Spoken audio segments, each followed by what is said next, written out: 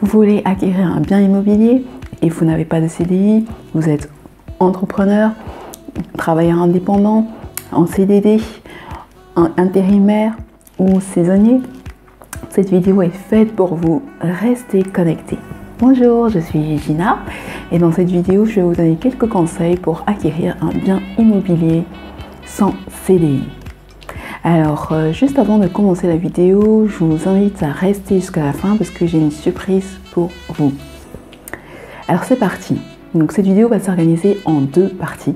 Dans une première partie, je vais donner des conseils spécifiques aux différentes catégories de personnes, donc intérimaires, entrepreneurs, personnes à leur propre compte, etc. Et dans une deuxième partie, je vais donner des conseils vraiment à tout le monde. C'est parti. Donc, pour les personnes qui sont en CDD, donc en général, si vous voulez acquérir un CDI, vous devez être patient. Donc pour les personnes en CDD, il va falloir prouver que vous avez travaillé pendant 3 ans. Donc il va falloir fournir vos avis d'imposition ou des contrats pour prouver votre ancienneté de 3 ans. Pour les entrepreneurs, il est demandé vos 2 derniers bilans financiers annuels. Donc au moins vos 2 derniers bilans financiers annuels et il faudrait que ces bilans soient positifs. Les intérimaires, vous devez fournir la preuve que vous avez travaillé pendant 18 mois au moins, donc grâce à vos avis d'imposition, à vos contrats. Les travailleurs indépendants, vous devez montrer que vous avez travaillé régulièrement depuis au moins 2 ans, que vous travaillez régulièrement depuis 2 ans. Et pour les saisonniers, c'est 4 ans. Donc il vous faut prouver que vous travaillez au moins depuis 4 ans.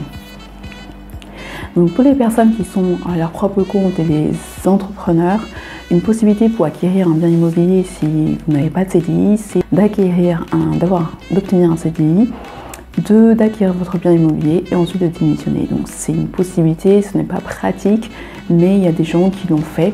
Voilà, donc c'est une possibilité. Nous passons maintenant au conseil pour toutes les personnes, donc toutes catégories confondues. Donc en règle générale, si vous n'avez pas de CDI, la première chose à faire, c'est d'avoir de l'épargne, de constituer une épargne importante. Donc ça va vous permettre de faire un apport conséquent et d'ainsi convaincre les organismes financiers, les faciliter en fait votre acquisition immobilière. Moi j'ai fait une vidéo qui donne des idées de compléments de revenus, donc si ça vous intéresse, vous pouvez toujours aller regarder. Et donc si vous voulez vous constituer une épargne assez rapidement, vous trouvez des idées pour le faire. Donc deuxième conseil. Donc, vous pouvez acheter à plusieurs. Donc, vous pouvez vous associer à une personne qui a, elle, un CDI et acheter avec elle, donc soit votre conjoint ou soit vos parents.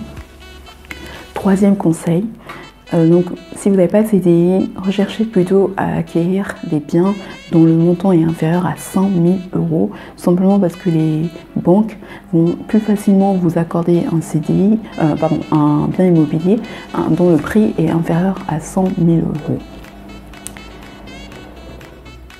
Quatrième et dernier conseil, si vous n'avez pas de CDI, vous pouvez également effectuer ce qu'on appelle un crédit vendeur. Donc c'est un crédit que vous faites directement avec le vendeur. Donc c'est quelque chose qui se fait. Donc l'intérêt du vendeur, c'est qu'il pourra vendre son bien à un prix plus élevé, donc puisque le prix va comprendre les intérêts. Et par contre, on va vous demander des garanties. Voilà, donc pour assurer le vendeur que vous allez pouvoir payer, rembourser en cas de défaillance, qu'il va pouvoir finalement ne pas perdre dans cette transaction. Donc on va vous demander des garanties, donc ça peut être un garant, donc vous faites appel à un garant, une personne qui pourra assurer les paiements, les mensualités si vous êtes défaillant. Vous pouvez soit faire une hypothèque, mais ça par contre c'est assez cher, soit vous faites également des différentes garanties, donc ça peut être une hypothèque, une caution, c'est-à-dire que vous allez faire appel, vous allez payer des frais, donc ça varie de 1 000 € à 2 500 € pour faire appel à une société qui va se charger de rembourser le vendeur et de saisir le bien immobilier pour le vendre afin de récupérer son argent. Vous pouvez également, si vous avez une bonne assurance vie, garantir le paiement de ce bien que vous voulez acquérir grâce à votre assurance vie ou à une épargne ou à un bien immobilier que vous avez déjà. Voilà, donc ça ce sont des possibilités. Après, vous pouvez, quand vous faites ce crédit immobilier, vous pouvez soit payer déjà un certain apport et le reste avec des mensualités, hein, ou soit directement demander au vendeur de faire un prêt vraiment total du bien immobilier. Donc ça, c'est après à voir avec le vendeur. Donc sachez que ça existe, c'est une possibilité.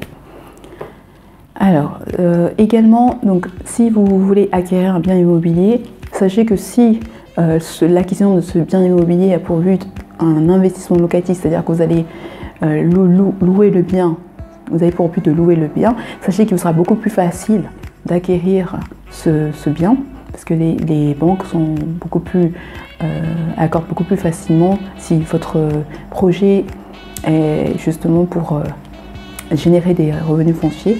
Les banques sont beaucoup plus facilement, vont vous accorder plus facilement ce bien immobilier, ce prêt pour acquérir ce bien immobilier.